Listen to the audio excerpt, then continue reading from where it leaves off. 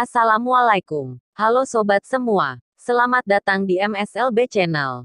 Pada kesempatan kali ini saya akan berbagi lagi informasi tentang 3 golongan manusia yang bisa menjadi pasukannya Imam Mahdi. Sebelum kita lanjut ke pembahasannya, jika sobat semua berkenan bantu channel ini agar semakin berkembang dengan klik tombol subscribe, karena subscribe dari kalian sangat membantu channel ini. Terima kasih. Oke sobat, kita lanjutkan. Dari dulu hingga sekarang masih banyak orang-orang yang menafsirkan tentang kemunculan Sang Khalifah ataupun Imam Mahdi.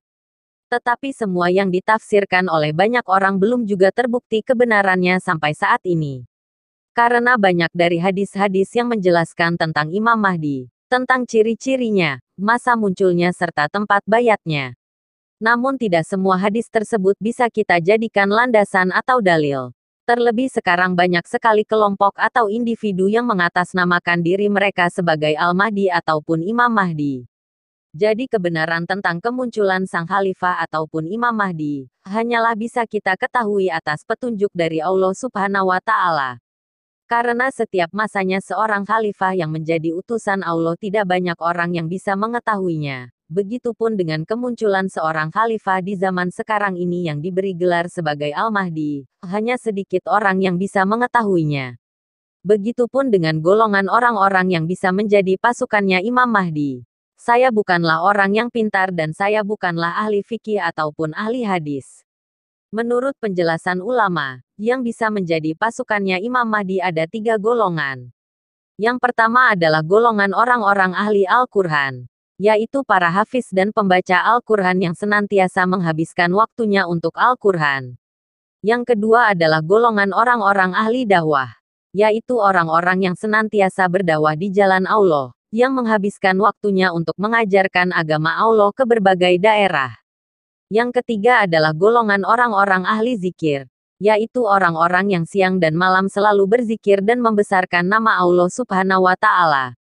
Hanya ketiga golongan ini saja yang bisa menjadi pasukannya Imam Mahdi. Selain ketiga golongan ini tidak akan pernah bisa menjadi pasukannya Imam Mahdi. Terus bagaimana dengan orang-orang yang ibadahnya biasa-biasa saja? Apakah tidak pantas menjadi pasukannya Imam Mahdi? Apa harus meletakkan diri dulu dan masuk ke dalam salah satu golongan tersebut, baru bisa menjadi pasukannya Imam Mahdi? Kebenaran yang sebenarnya, bahwa seorang khalifah utusan Allah, akan selalu muncul setiap 1 abad atau setiap 100 tahun untuk memimpin bumi ini sebagai penerus baginda Rasulullah Muhammad Shallallahu Alaihi Wasallam. Dan kemunculan seorang khalifah di zaman sekarang ini diberi gelar sebagai Al-Mahdi.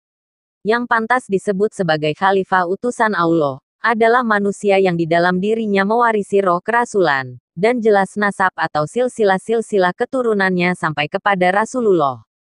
Khalifah yang mewarisi roh kerasulan itulah yang dimaksudkan sebagai Al-Mahdi.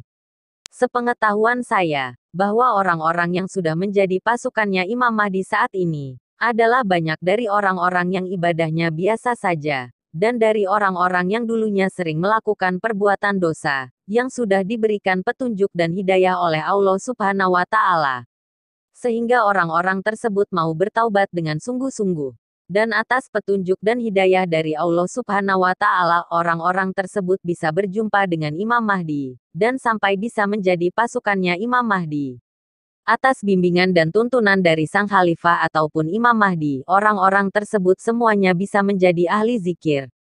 Karena dari ahli dakwah ataupun ahli Al-Quran, walaupun sudah mendapatkan petunjuk untuk berjumpa dengan Sang Khalifah ataupun Imam Mahdi, pasti mereka akan menolaknya karena tidak sesuai dengan pengetahuan mereka. Karena ciri dan masa kemunculan Sang Khalifah tidak sesuai dengan hadis-hadis yang mereka pahami. Mengetahui seorang khalifah tidak hanya bisa menggunakan ilmu ataupun dengan hadis-hadis saja.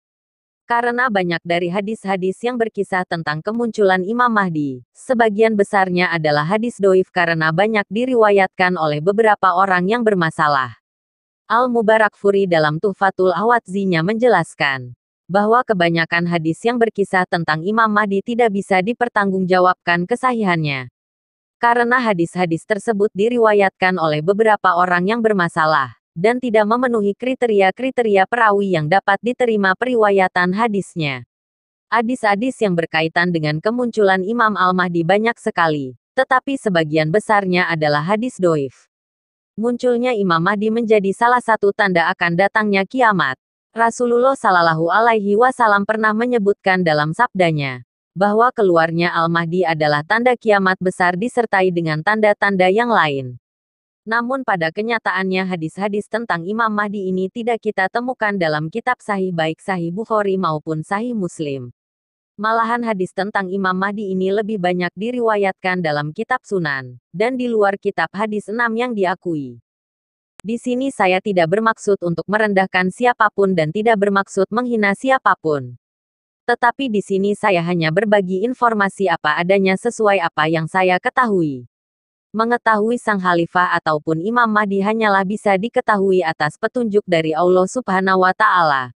Menurut sepengetahuan saya, walaupun tidak ahli dari salah satu golongan tersebut, walaupun hanya orang-orang biasa dan orang-orang yang banyak melakukan perbuatan dosa, jika mau bertaubat dengan sungguh-sungguh dan berharap untuk berjumpa dan sampai kepada Allah Subhanahu wa Ta'ala, insya Allah, Allah akan menampakkan dirinya dan menampakkan rahasia-rahasianya termasuk rahasia keberadaan kekasihnya yaitu sang khalifah ataupun Imam Mahdi.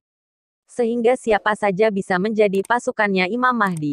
Dan melalui bimbingan dan tuntunan dari sang khalifah ataupun Imam Mahdi, orang-orang tersebut bisa menjadi ahli zikir. Rasulullah Shallallahu Alaihi Wasallam bersabda, yang artinya, Allah lebih mencintai pemuda yang mau bertaubat dengan sungguh-sungguh daripada orang alim yang sombong. Kita harus sering ingat bahwa Allah adalah Maha membolak-balikkan hati seseorang. Jadi, jika ingin berjumpa dan ingin menjadi pasukannya Imam Mahdi, maka buanglah tekad untuk berjumpa dengan Imam Mahdi. Karena semakin besar tekad untuk berjumpa dengan Imam Mahdi maka akan semakin jauh dari keberadaan sang khalifah ataupun Imam Mahdi. Tetapi berusahalah untuk berjumpa dan sampai kepada Allah Subhanahu wa Ta'ala agar Allah memberikan petunjuk sehingga kita bisa mengetahui keberadaannya dan bisa menjadi pasukannya sang khalifah ataupun Imam Mahdi. Seringkali saya ingatkan kepada sobat semua, percaya atau tidak dengan informasi yang saya sampaikan ini. Terserah kalian saja, yang penting saya sudah berbagi informasi ini. Mungkin ini saja yang bisa saya sampaikan. Jika ada salah-salah kata saya mohon maaf. Semoga informasi ini bermanfaat. Terima kasih.